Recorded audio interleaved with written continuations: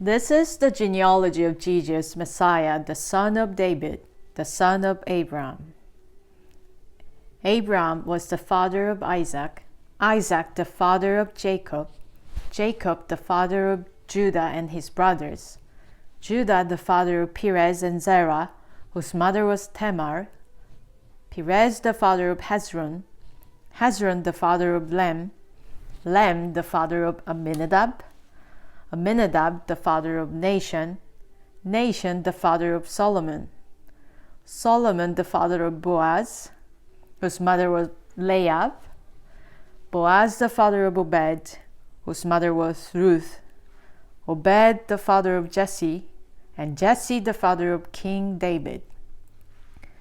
David was the father of Solomon, whose mother had been Uriah's wife, Solomon the father of Rehoboam, Rehoboam the father of Ubizah, Ubizah the father of Asa, Asa the father of Jehoshaphat, Jehoshaphat the father of Jehoram, Jehoram the father of Uzziah, Uzziah the father of Jotham, Jotham the father of Ahaz, Ahaz the father of Hezekiah, Hezekiah the father of Manasseh, Manasseh the father of Amon, Amon the father of Josiah, and Josiah the father of Jeconiah and his brothers at the time of exile to Babylon.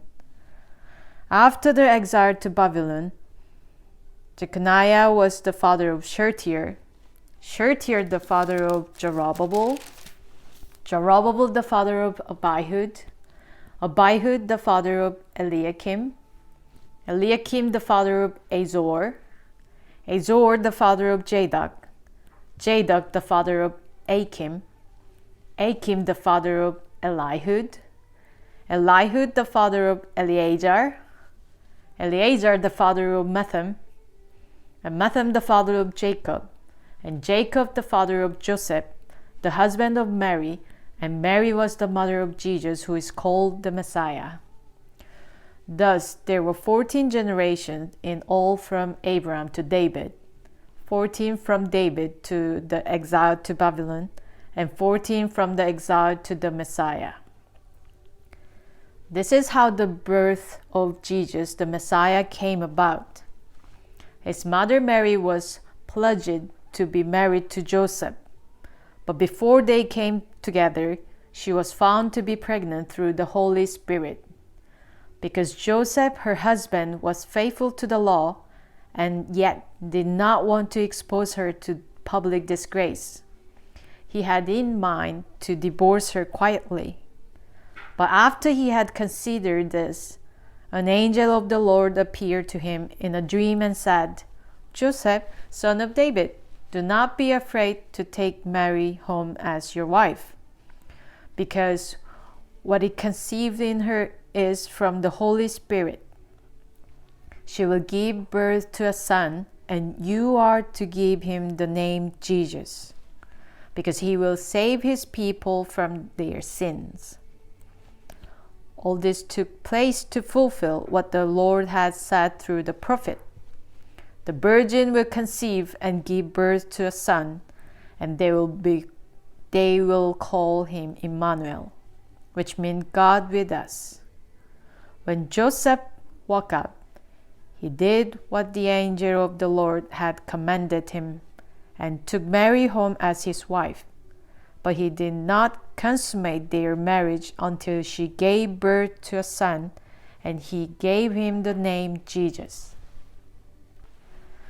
After Jesus was born in Bethlehem in Judea, during the time of King Herod, Magi from the east came to Jerusalem and asked, "Where is the one who has been born King of Jews? We saw his star when it rose and have come to worship him." When King Herod heard this, he was disturbed, and all Jerusalem with him. When he had called together all the people's chief priests and teachers of the law, he asked them where the Messiah was to be born. "In Bethlehem in Judea," they replied, "for this is what the prophet has written. But you, Bethlehem, in the land of Judah, are by no means least among the rulers of Judah. For out of you will come a ruler, who will shepherd my people Israel." Then Herod called the Magi secretly and found out from them the exact star had appeared. He sent them to Bethlehem and said, "Go and search carefully for the child. As soon as you find him, report to me, so that I too may go and worship him." After they had heard the king, they went on their way, and the star they had seen, when it rose, went ahead of them until it stopped over the place where the child was. When they saw the star, they were overjoyed.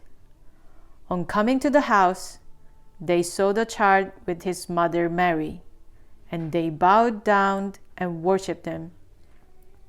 Then they opened their treasures and presented him with gifts of gold, frankincense, and myrrh.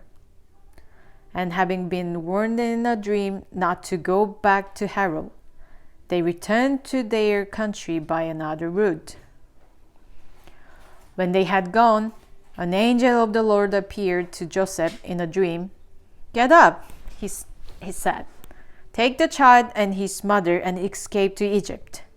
Stay there until I tell you, for Herod is going to search for the child to kill him."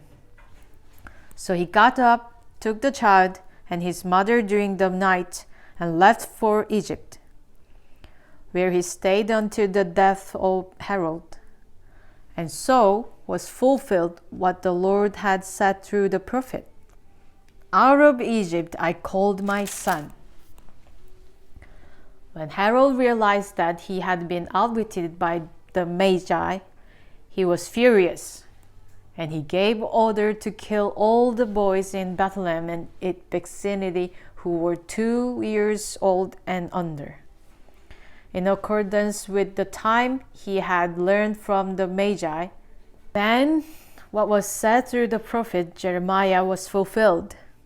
"A voice is heard in Ramah, weeping and great mourning, Rachel weeping for her children and refusing to be comforted because they are no more."